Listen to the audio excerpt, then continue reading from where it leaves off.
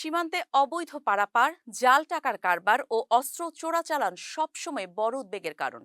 বিশেষ করে অপরাধ ঘটিয়ে সীমান্ত হয়ে পালানোর ঘটনা নির্বাচন কেন্দ্রিক আইন শৃঙ্খলা পরিস্থিতিকে চ্যালেঞ্জের মুখে ফেলেছে। সম্প্রতি সরকারের আইন শৃঙ্খলা সংক্রান্ত বেশ কয়েকটি সভায় সীমান্ত নিয়ে এমন উদ্বেগের কথা উঠে এসেছে। রাজধানীর পিলখানায় বিজিবির সদর দপ্তরে গত 29 ডিসেম্বর এক অনুষ্ঠানে স্বরাষ্ট্র উপদেষ্টা অবসরপ্রাপ্ত লেফটেন্যান্ট জেনারেল মোহাম্মদ জাহাঙ্গীর আলম চৌধুরী বলেন, বাংলাদেশ থেকে যাতে কোনো অপরাধী সন্ত্রাসী সীমান্ত দিয়ে পালাতে না পারে সে বিষয়ে বিজিবিকে কঠোর সতর্কতা অবলম্বন করতে হবে। এ সময় চোরা কারবারিদের সহায়তা করে কিংবা সাহায্য করে এমন কর্মকর্তা কর্মচারীদের বিরুদ্ধে কঠোর আইনি ব্যবস্থা গ্রহণেরও নির্দেশ দেন তিনি।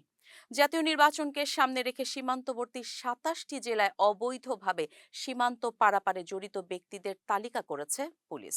পুলিশের সংশ্লিষ্ট কর্মকর্তা বলছেন, সীমান্ত অপরাধের বড় অংশের পেছনে রয়েছে তথাকথিত লাইনম্যানরা। লাইনম্যান হিসেবে পরিচিত এমন 787 ব্যক্তির নাম উঠে এসেছে সেই তালিকায়। নির্বাচনকে সামনে রেখে এটা আরও বড় শঙ্কার কারণ হয়ে উঠতে পারে। সীমান্তবর্তী জেলায় লাইনম্যানরা সীমান্ত এলাকায় খুবই পরিচিত। তাদের দিয়ে সংঘটিত হয় বড় ধরনের চোরাচালান। অর্থ লেনদেনের মাধ্যমে মাঠ পর্যায়ের সংযোগ স্থাপনের মূল কাজটিই করে তারা।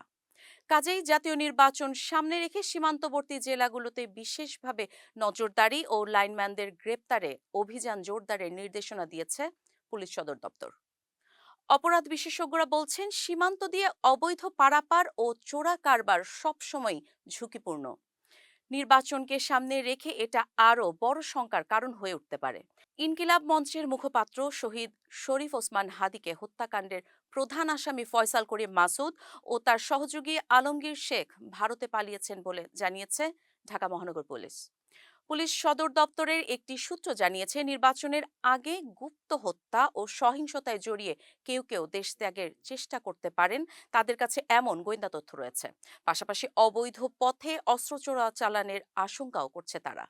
আইন শৃঙ্খলা রক্ষাকারী বাহিনীর সংশ্লিষ্ট সূত্রগুলো বলছে, সীমান্তে অবৈধ পারাপারের ক্ষেত্রে দুই ধরনের ঝুঁকি রয়েছে: অপরাধ করে সীমান্তের ওপারে চলে যাওয়া এবং ওপার থেকে অবৈধ পথে এসেও কেউ কেউ অপরাধে জড়াতে পারেন।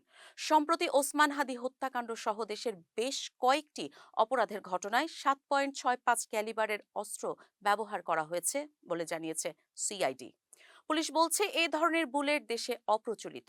গত 2 জানুয়ারি সীমান্তবর্তী জেলা কুমিল্লার কোতোয়ালি মডেল থানা এলাকা থেকে একটি বিদেশি পিস্তল, 4টি গুলি, একটি ম্যাগাজিন সহ একজনকে গ্রেপ্তার করা হয়েছে এবং পিস্তলটি ছিল সেই 7.65 বিদেশি পিস্তল।